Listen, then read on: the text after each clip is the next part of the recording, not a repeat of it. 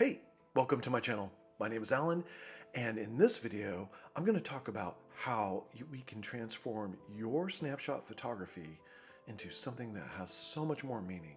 So let's get in. So, what's a snapshot? Well, it's a photo that you take quickly, feel satisfied, and move on. You see a scene, whether it's a landscape or a birthday party or a flower, plate of food, doesn't matter, anything. You see it, you take a photo because in your mind you're thinking, that's something I'd like to take a picture of. And you do that and you feel satisfied and that's it. You move on. Well, transforming your photos from taking snapshots into something that has so much more meaning requires one particular ingredient, and that is taking your time. One thing I recommend you to do besides spending more time in your area to take a better photo or a more meaningful photo is to get in closer, then take a photo, and then get in even closer and take another photo. Keep getting in closer and closer until your camera, whichever camera you're using, can't take a picture anymore. It can't focus on the image that you're trying to take. And then you back up. And then move from the side, take a photo, move to another side, take a photo, move your camera up high, low, just really look from different angles. This is part of spending the time to see and immerse yourself into your scene. I have an example that will illustrate exactly what I'm saying. A while back, I traveled to a small town called Trinidad, which is about 5 hours north of San Francisco. One morning, I had breakfast at a restaurant called the Seaside Cafe. The unique thing about this restaurant, it's right on the water. And there is a pier, a commercial fishing pier, right out front of it. And so after breakfast, went out and explored, took a few photos, and just explored some more. I found later a beach around the side that was small and took some pictures there. As I was leaving this beach, over to the side and a little away from the beach was a stockpile of old, rotting buoys for fishing boats. There were rusty chains and anchors piled all over the place. It was a sight that you don't normally see. In fact, I've never seen that before, and I was thinking, isn't this a public beach? How can this just be laying out here? Now, I don't know if it's a public beach or if that land that those buoys were on is private, and it didn't matter. What did matter was it caught my eye, and I took my snapshot.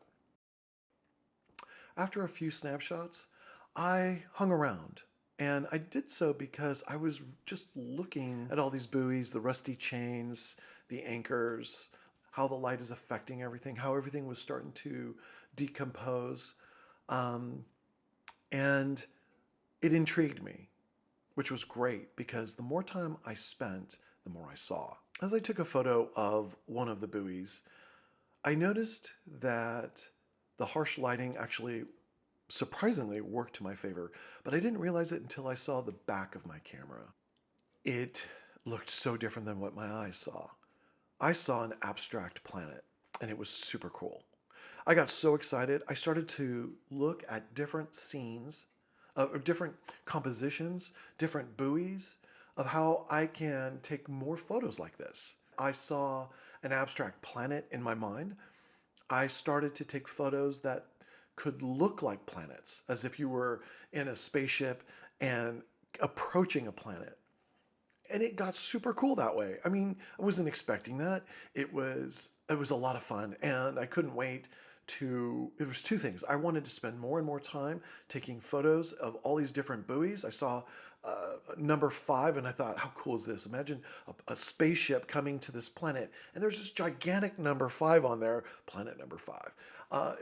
Just my mind, I was having so much fun with this thing. So I wanted to spend so much time taking all these photos. And the other thing I wanted to do was look at the images I just took to play around with them and see them and just marvel at the surprise aspect of this discovery, right? So the more time I spent, the more photos I took, and I had a fantastic time.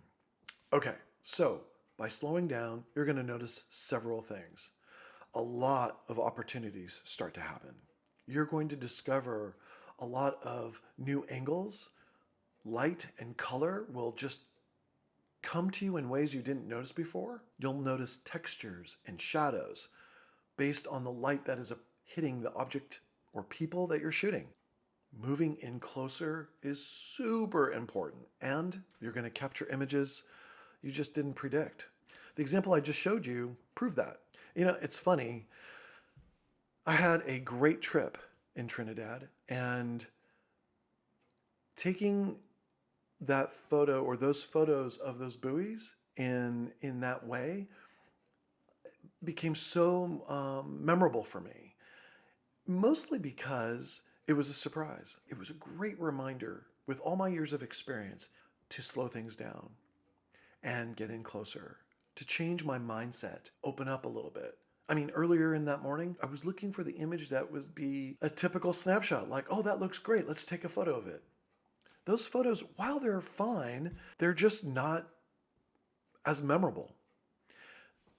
This, what I just showed you, for me at least, is definitely memorable. Enough for me to make a video and share it with you. So, the next time you're out shooting, and hopefully it's today, take your time, slow it down, and wait. Look again, move around, get in closer. Let the scene talk to you for a moment. Okay, I'd love to know what you think, so if you can, drop a comment in, ask a question, anything. Connect with me. Let me know what you're thinking. And if you want to take things a step further, by all means, feel free to send me up to three images that you're proud of or you're unsure about.